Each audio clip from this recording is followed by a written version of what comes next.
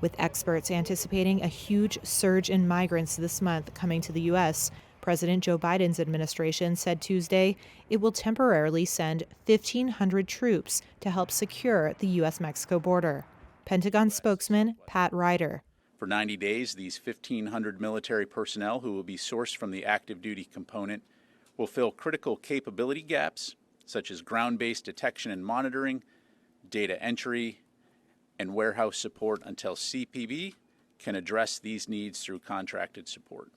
Military personnel will not directly participate in law enforcement activities. The increase in border resources, adding to the 2,500 National Guard troops already there, comes as Trump-era COVID-19 restrictions, known as Title 42, are set to end on May 11th. The policy had allowed U.S. authorities to rapidly expel non-Mexican migrants to Mexico without the chance to seek asylum. Biden, who is running for re-election, already has grappled with record numbers of migrants caught illegally crossing the border during his tenure, and has taken criticism from all sides. Republicans have blasted Biden for rolling back Trump's hardline policies, while Democrats and immigration activists have lashed out over what they see as Biden's toughening approach to border security. Still, Reuters national security correspondent Idris Ali says the border deployment comes with some reservations within the Pentagon.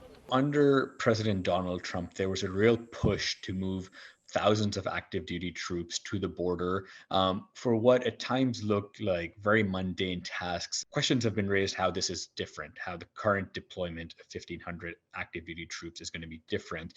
Pentagon spokesman Pat Ryder said it won't affect readiness, but what we're being told by sources is that for a long time there's been concern at the Pentagon that the longer these type of missions go on, the more likely they are to impact readiness, the more likely they are to turn troops' attention away from the task at hand, which is, countering China, looking at the war in Ukraine and how they can support those efforts. U.S. military troops have been used to help secure the border during previous administrations, including under President Bush and Obama. White House Press Secretary Karine Jean-Pierre on Tuesday went so far as to call such deployments a common practice. But some in the president's own party were not on board. Senator Bob Menendez, a Democrat and chair of the Senate Foreign Relations Committee, said Biden's decision to send troops to the border was unacceptable and accused the president of trying to score political points.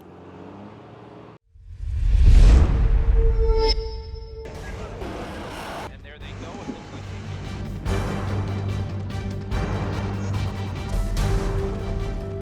like the U.S. and Russia are dangerously close to an armed conflict.